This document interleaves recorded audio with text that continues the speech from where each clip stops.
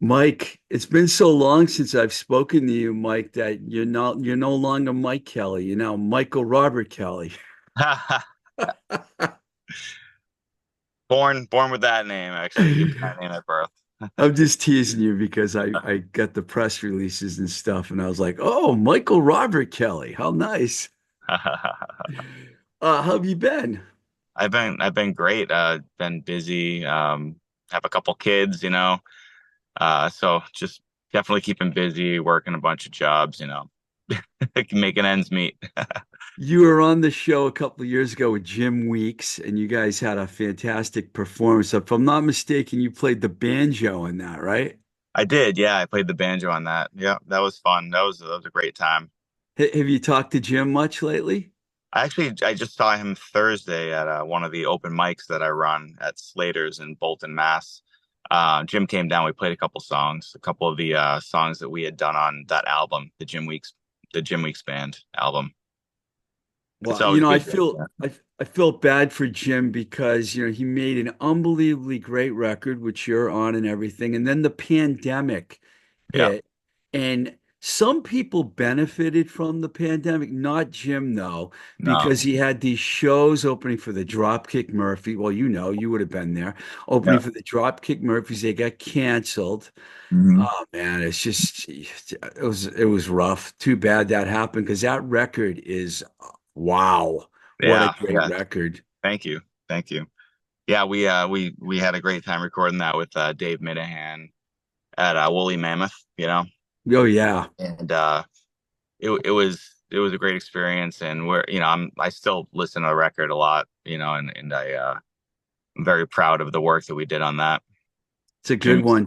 Yeah, Jimmy's an incredible, probably one of the best songwriters ever, you know. Yeah, I go way back with Jim. I didn't really know him very well back in the old days, but Dave Spaz, who played with him in Little Big Wheel, is one of my closest friends. So he's the one that kind of reunited us from the old Cool. days because I did a little work for them a long time, 2003. It was a long time.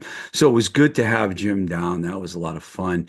Um, Before we get into the Brother Stereo, which you guys have like an absolutely fantastic song, Time in History. I want to talk about that, but why don't you give my listeners a little background on yourself? Now, some people may or may not know this. Your brother Matt Kelly is the drummer of the Dropkick Murphys, been there since the beginning.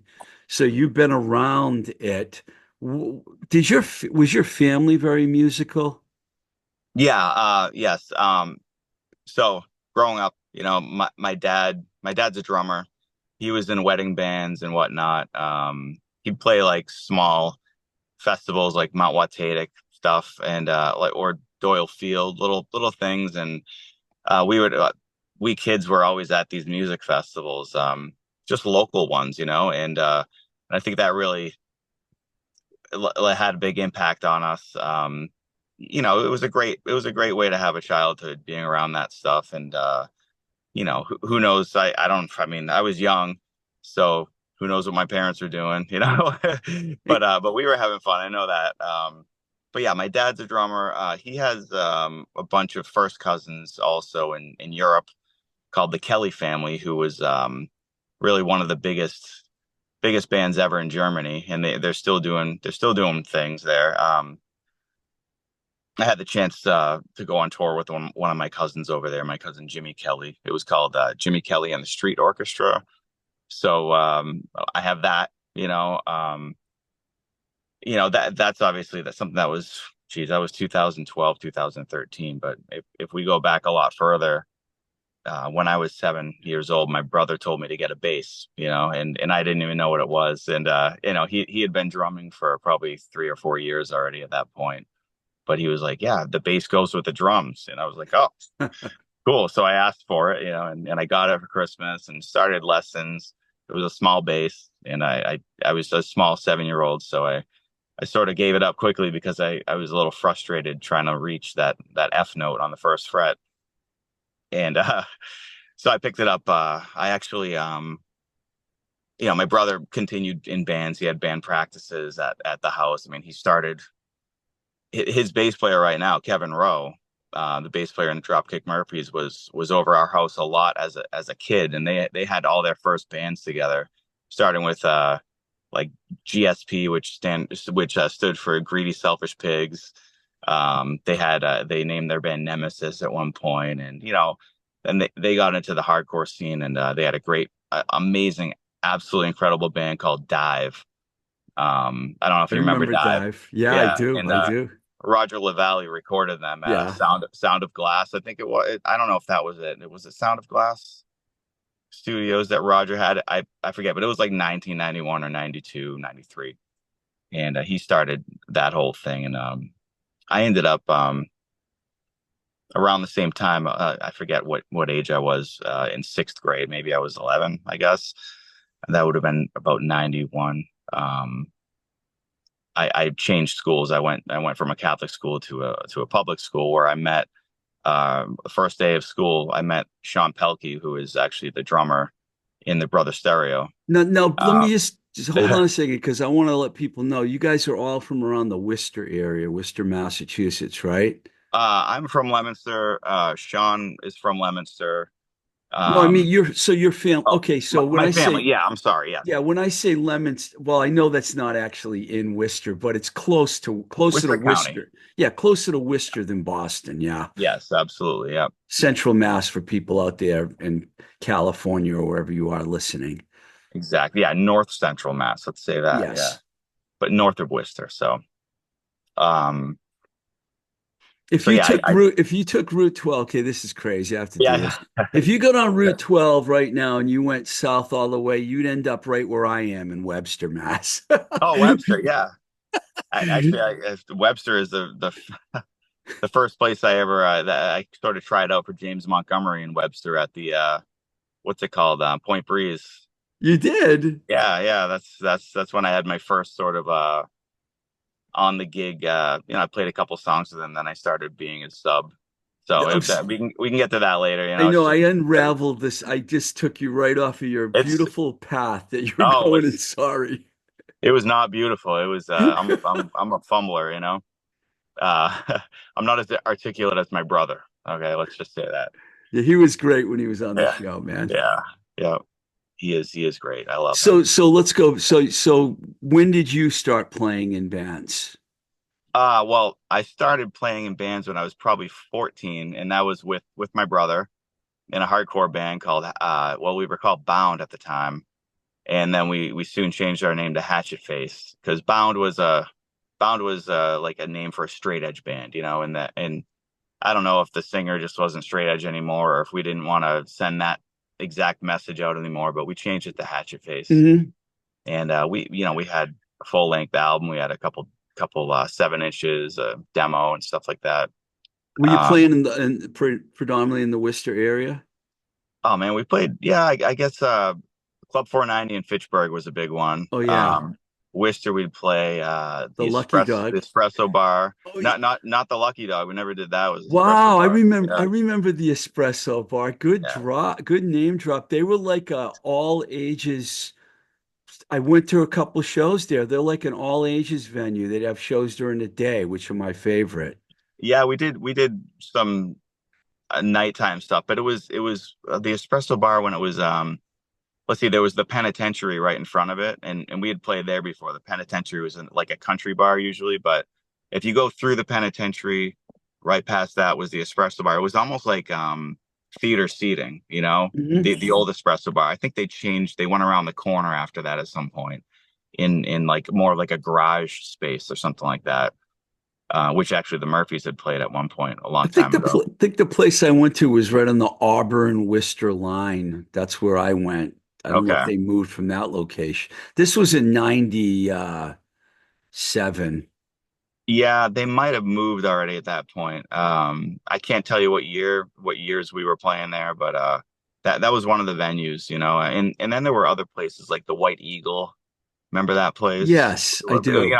As kids, I mean, my brother and his friends, they were very smart. They would put shows on and get bands from out of town to come Hall in. shows. Yeah. Like cool, really cool, like Stark Weather and like Eye for an Eye, like really cool hardcore bands would come in and play.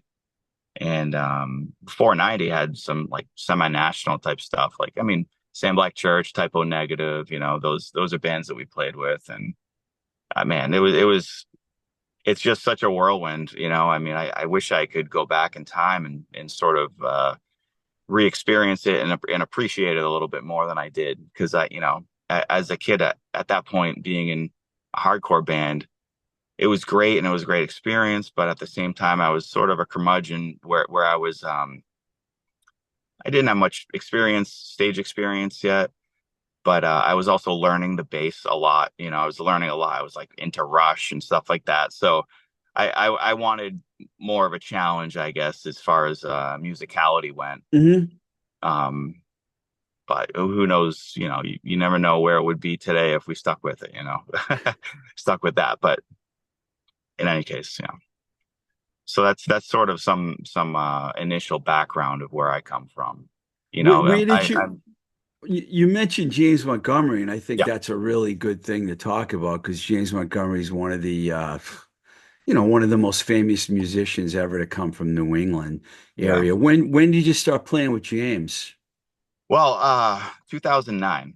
So, what happened was, this is how it was put to me. So, I don't know if you know John Ippolito, John Ippy. By name, yes. Yeah, yeah. So Ippy, he called me one day and he's like, "Hey, your Uncle Spud. My Uncle Spud is a musician as well, He's like, your Uncle Spud said I should call you about this." And I was like, what's up, And basically, James Montgomery's bass player, David Hall. I know you know that He's name. been on the show, yeah. Yeah. Oh, he has. That's great. Okay. Yeah. So David got the call again. So this was the second time to go fill in with Aerosmith. God rest their souls. You know, lovely band, man. And Dave got a call to go play with them again on Yeah. tour. Tom Hamilton was suffering from a throat cancer or something again, and which sucks. But James had sub bass players, people that fill in, but no one that really brought the ante up like Dave did. No one that was like a rock blues bass player, so that could really like rock within what he likes to do and kind of like keep up or push it, So, I mean, I guess I was that guy. I went and I went to Point Breeze, or I met him at some other club in Andover. John Ippolito took me there. I think James was playing with Doug Bell or Bruce Marshall or something. They were doing a duo, really crowded night. But I met him and then I talked to him a couple times on the phone. He told me what to learn. I came down to Point Breeze, I went over the set with them. I did 2 songs with them, and after that, I just after the gig, I spoke with him and he booked me for the next gig, which was in a month or so, and went and did that, and then I had subbed with him for years after that. So And you've been, it's really funny how we can tie this together because Dave was on the show and I remember him talking about, I think it was 4 times he had to go and fill in for Aerosmith. So you were basically the guy that would fill in for Dave when he went to Aerosmith, pretty at that much. point, yeah, at Yeah. that point, yeah, and that was for a little. I mean, it was funny. It was very consistent for a few months, but then Steven Tyler fell off the stage that Yeah. year, and then the tour was over. So you know, I'm sure Dave was bummed because I'm sure that was a pretty good paycheck there, But he came back, but I still got a lot of sub work with James after that. So, Have you ever met Dave Hall? oh yeah, and we've become, like I mean, I wouldn't say we're close friends or anything like that, but we've talked at length on the phone many times, and He's one of the nicest guys in the music business, you know? Really I love is. Dave, and his wife is really Linda is really really sweet, very very nice people. And so much fun to talk to and just shoot the shit with. Did And you? he's had, I mean, Buddy Miles band. He's been in some crazy stuff. Yeah, absolutely. And he's still out there playing, man, and Yeah, playing well. yeah. Um, so what besides James Montgomery and Jim Weeks, what I know about, is there anything else that you did before you? Oh, actually, what I want to ask you, didn't you fill in for the on the drop on a few Dropkick Murphy shows or a tour or something? Yeah, actually, so Kevin Rowe. the bass player, I had been teching for Jeff DeRosa, the banjo player, for like a couple years. And at one point, I think it was like early 2022, we were on the St. Patty's Day tour, and Kevin, my wife was pregnant, and Kevin approached me on the bus one night, and he was like, "Hey, Mike, can I talk to you for a second?" I'm like, "Yeah, what's up?" He's like, "Well, I'm in a similar position as you. My wife is pregnant." I was like, "Oh, holy shit, congratulations!" And he's like, "Yeah," he's like, due in October or something, or late September." And he's like, "That's when the tour is." And I was wondering if you would maybe be willing to fill in for me. I was like, I mean, no question about it. I'm like, Absolutely," So, um, that ended up being the "This Machine Still Kills Fascist" tour. Yeah. All the Woody Guthrie lyrics, and they wrote the music to it and stuff. And that was an excellent time. I mean, I did the whole tour. I think it was 20 or 22 dates. So you had to hang No, out with your brother on the road. yeah, I mean that's really a big benefit, because as my brother would put it, we're making up for 25 years of lost time, lost hangout time, because he's on the road a lot, or Yeah. really was on the road a lot in the beginning. And even right now, I mean, he's very busy this year. It's ridiculous. Yeah, they got a show next weekend down in Brockton, a pretty big show. Yeah, they're Yeah. playing today at New York State Fair, but then they go to Australia, and then I think they have December off, but then they're very busy. So you're going to be to the Dropkicks what Dave Hall was to Aerosmith, basically, right? When they moved. Well, I mean, whether or not they choose to use me again is a different story. But last year, actually, I filled in on a number of festivals for Jeff DeRosa, the banjo player. So I played Boston Calling. We opened for the Foo Fighters. I mean, right before the Foo Fighters on the same stage. It was awesome. Wow. We did some Florida. We did a few dates, probably, I don't know, 5 or 6 festivals I did with them, playing banjo and acoustic guitar, bouzouki, mandolin, and that's quite demanding. I mean, filling in for Jeff DeRosa, he has, I commend that man. He has a very tough job. I mean, you switch instruments almost after every song. So I was really familiar with the show, and familiar with the instrument switches and stuff like that, because I've done that for him so many times. I've So often referred to you when you were on the show with Jim, and I've called you this before, a multi-instrumentalist. And for yeah. people out there listening, now you know how many different instruments do you actually play, Mike? Well, I mean, I would call myself a bass player. Okay, that's number one. Then I'd say acoustic guitar. I love playing acoustic. I don't play a lot of electric guitar, but I obviously can do it. Um, and I wouldn't really call myself a mandolin player or a bouzouki player or any of that, but anything with strings, I if you know one, you can kind of You're figure really out the good rest. banjo. You Oh, the day banjo, you yeah. yeah, when you came down the studio at Voice Motel with Jim and you played the banjo, we were like, wow, you were really good, man. Really good.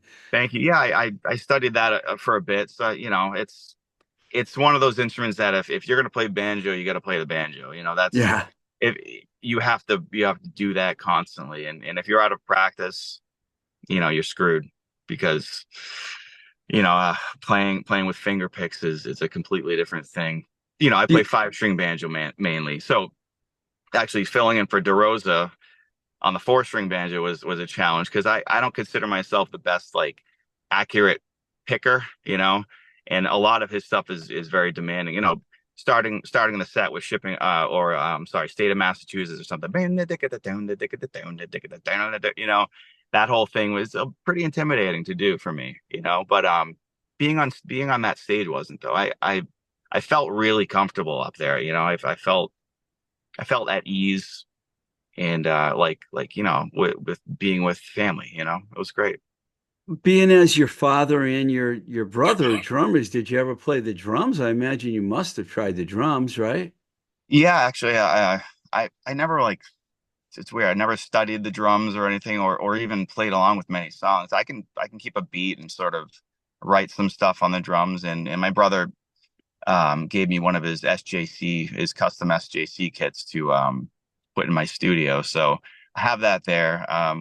The real benefit of it is that my son, who's 2 years old, loves to play the drums. So Uh-oh. it's really great to have him in there and banging away, and he's doing what he can. But Cool. yeah, yeah, Good. Well, I wanted to get a good background for people before we talked about your new band. Now, you formed this band with let me just back up my screen a little, with Sean Pelkey on yeah. drums, and you mentioned that you've known him for a long time. What about Buddy Sullivan? Is he another local guy? Because you guys seem to like help out a lot of people around you, you and your brother. So is he also from your same area? No, actually, I just met Buddy last year. Oh, I you met, did? yeah. So I mean, Buddy is. I can't say enough good things about Buddy Sullivan. That guy. He's from Manchester, New Hampshire, so he hails from there. He knows a different circle of musicians than I do. And I met him through a keyboard player that I used to play with. This guy, Lucas Samari. He hired us both for a gig last year, and at the first rehearsal, we were like really digging each other's sound and you know, uh, the feel of what was going on. And Buddy and I just immediately kind of became friends. He asked me to go record with a couple of his buddies. So I went up there one time, and then he came to my house the next time, and I was like, "Hey, would you want to come over to Sean's house and you know put some tracks down and see what we could do?" He's like, "Absolutely." I mean, he's open for stuff. And when we got him in there, we recorded a track called "After the Rain," which is the first one we put Yeah, I've out heard here. it. Yeah. And he just had this. I mean, he played the classical style guitar on that. He kind of played it Spanish style, or what, like we kind of call it a spaghetti western, that song. Um, but his playing was just amazing. He's very creative, and he's very adaptable, to any style. He's a church musician, so he plays. He's very quick-witted. So With a name like Buddy Sullivan, I would think that you found him from the drop. Oh yeah, he uh, used to play in the Dropkick Murphys about 4 years. No, he's got the uh, name anyways to yeah, to yeah, fit in with the crew.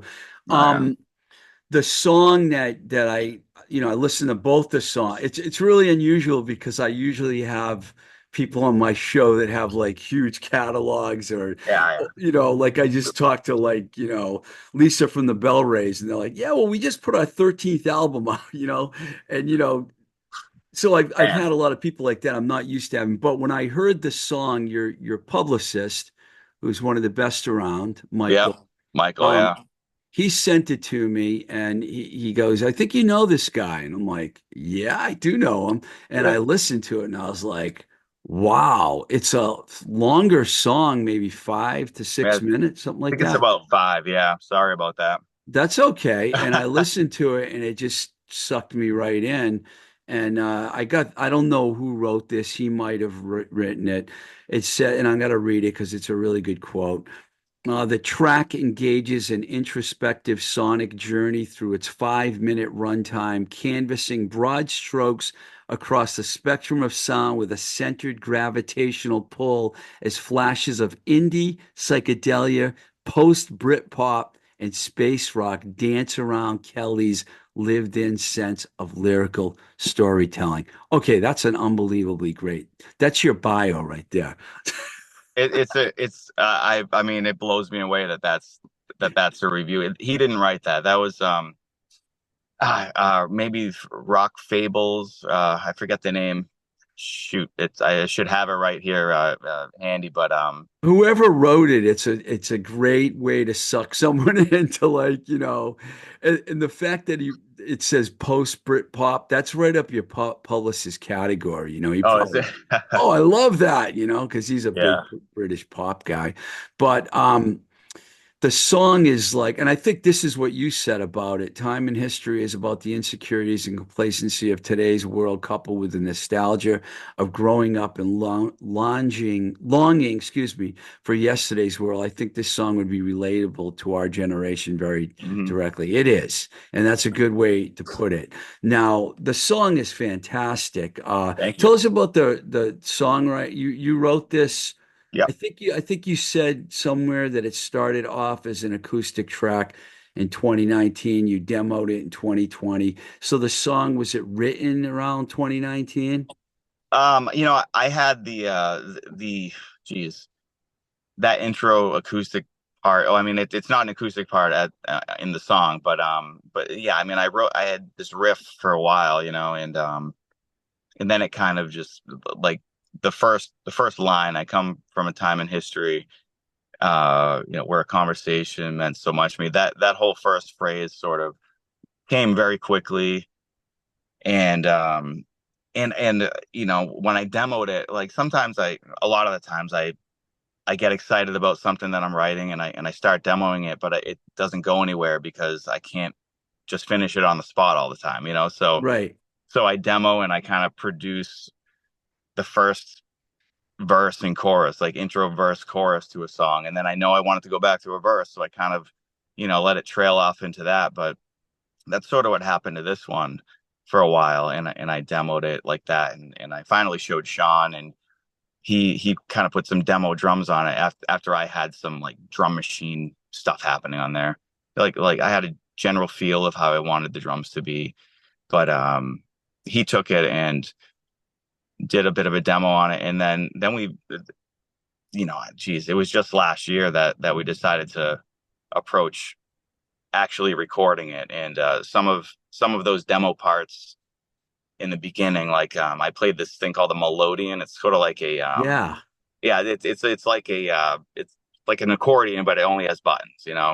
My buddy Johnny Gerard gave that to me a while So back. you didn't mention all the instruments you can play. Mind you, you Well, can yeah, play no, I mean, you can play anything. Why don't you just say that? I'm not, yeah, sure. I mean, I I'll knew that experiment with it. about you already. I was Yeah, told that by many people. I know you can play a yeah, yeah, million instruments. yeah. I just like different. I wanted to get a different what do you call it? I guess you say a canvas, but what is the word I'm looking for? A texture, a different texture right there. So that instrument really kind of lends itself to that. And I did some piano in the song and stuff like that, a little bit of Where'd you record it? the demo at my house, the demo stuff. So those parts came from my house, but then the rest of it came from Sean's house. Sean has a really cool studio in his attic. Yeah, we recorded all there, and Oh, so you didn't even go into you just did it at home studios. yeah, but he has a Wow. really really nice setup. I mean, his drums are always set up and ready to go for recording. He has a different live kit for when he does live shows, but yeah, I mean, he's self-taught. I mean, we're both self-taught as far as engineering goes. So we just do that ourselves. And when I heard Sean's interest in this song, it really pushed me to finish the lyrics and come up with another part here and there. And I didn't hear the song just staying the same.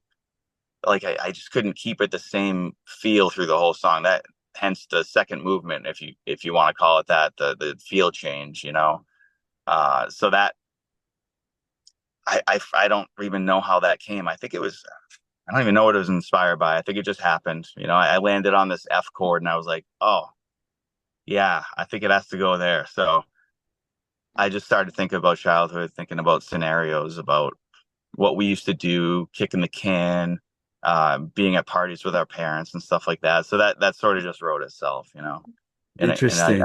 yeah. So, I don't want to sound naive because I know that, a lot of people have good home studios and it's become even more so since 2020, it's become a way of life. But I really listened to this and I thought that you were going to tell me you went to a bigger studio and recorded it because it sounds so good. Thank Um, you. Now, one thing that's incredible on this, besides the songwriting and the playing, the lead, is that Buddy? Yeah, yeah. Wow. Okay, he at first I thought it might be you playing the lead, but then I saw that he was playing guitar and I was like, Mhm. okay, so this guy's a really good guitar player. Oh yeah, yeah. I mean, it's a dream to have him into this, and be part of this. And my whole idea with this project, if you will, is to make sure that my guys, Buddy and Sean, are happy with what they're doing, and that they get to be as creative as they can within the realm of the song. So I'm like, none of us are dictators. We're just we're very open. I mean, they always look to me for the final word, but honestly, I look to them as well. So it's really a very it's the best collaboration ever. I love it. You know. That's So awesome. So what's the plan now? well, Well, we you got two singles yeah basically out on Spot everywhere. You know, I yeah. heard them on Spotify, but they're all over the place. So that's step one and two right there. So what's next? Well, we're putting together the live band. Okay. So on the recordings and going forward, we have probably have like four or five more. Well, how many more? We have three more that are already mastered. Oh, Okay, you that do? are ready. Yeah, we have three that are already mastered, and we have probably three more after that that are recorded and not mixed. We have two that are being mixed right now, so we have a bunch more songs that are already gonna be ready for the release. We want to continue to release probably monthly. I mean, I think we're gonna set up another campaign with Michael for next month. Hopefully October 11th ish, so should come out with another song. But in the meantime, we are putting together the live band. In that band, I mean, at the moment, I'm playing the acoustic and singing, and Buddy is playing electric, Sean's playing drums, and we have this guy Gary coming in, Gary Stucci, if that's how you say it, Stucci. It's one of Buddy's old buddies from a band he was in called Jab in the Groove back in the '90s, I think. But he came in for a rehearsal and we really liked him, so he'll be playing bass. Okay. Um, yeah, and we're gonna be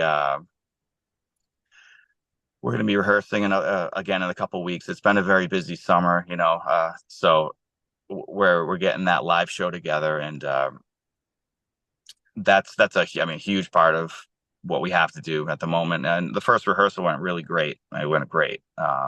So other than But that, this is really early on that we're talking about this, which oh is yeah. I'm cool with it. You've been playing for a long time and you've done a lot of stuff. And so Mhm. that's why I was like, yeah, I definitely want Mike on the show without a doubt. Again, I think I'd asked you before anyways, after you did the Dropkicks thing. I was going to ask you to come on and talk about that. So I got Yeah. you back, I got you back, and I'm Oh happy yeah. about that. So you're mentioning singles. You thinking about putting a whole album together and releasing it as an album? Yeah, Maybe. so it's sort of like a waterfall release, I think. I'm not as up with the terms as Sean and Michael are. Michael, O'Connor Murata. But we're gonna release one at a time for a few months, and then at some point put out a couple, and then put out the rest of the album and sort of group it as an album. So it will eventually make an album. But this experience of I've never hired a PR guy or to release a single ever before, and this experience has been just absolutely incredible. And I think everybody should hire this guy because every day, Monday through Friday, the kid he's on top of stuff. He has a plan. He's saying, he'll write things for you to put out to Instagram and stuff, and he proves it through you first. But um, You know, I I know a lot of publicists and a lot of publicists contact me. And I don't usually like to do spots for but let me tell you, Michael Murata is really good at what he does. He's been doing this for a long time, not just this. He's got his website, Vanya Land. He used to book a club. I mean, he's a big New Jersey Devils hockey fan, you know. yeah, yeah, He's a good guy, and you're working with the right guy. And I think a lot of bands don't realize what goes into this and how it's important to get somebody else to come in and help you out sometimes, you know? yeah. And even this early on, I feel like we're approaching it sort of the new way that you have to approach these things. I mean, other than just going out on the road and, but just kind of getting some traction and some interest and then putting out another one where the people who like this last one are going to be like, oh, awesome, a new release from these guys, and I just love the process. It's like it's interactive and it's very positive and I could never ever think of all the things that Michael thinks of. It's the stuff that bands don't want to have to do, the stuff that bands don't want to have to think of. It's there for you. You can hire him. It's very, very reasonable, you Yeah, know. you're also a veteran musician that's been around the block. A lot of new young kids, they wouldn't have any idea about getting a publicist or anything like that. You've got a family too. Oh yeah. So, I mean, it's like really important to have someone like that. Well, this is all really interesting, man, and I'm happy that you came here. How's Matt doing, by the way? I'm sure you guys talk to each other a lot. Oh yeah. Yeah, he's doing great. We have a sort of a family vacation coming up next weekend where he can only go for one night in a day because he's doing the No Effects show down in Brockton It's a next good next one. Sunday. Yeah, yeah. Um, but yeah, I mean he's always doing great.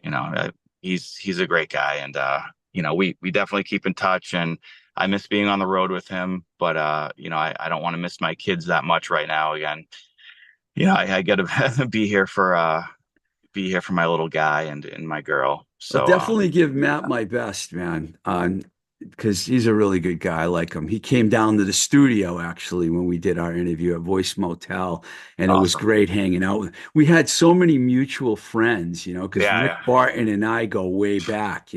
Oh yeah. And so, I mean, it was really cool talking to someone that was there right at the beginning of the Dropkick Murphys, which is an amazing music story for anybody out there. It I is mean, that it's surreal, really. I mean, everything that those guys have done and what they stand for, it's surreal. And I'm so proud of my brother. I couldn't be more proud.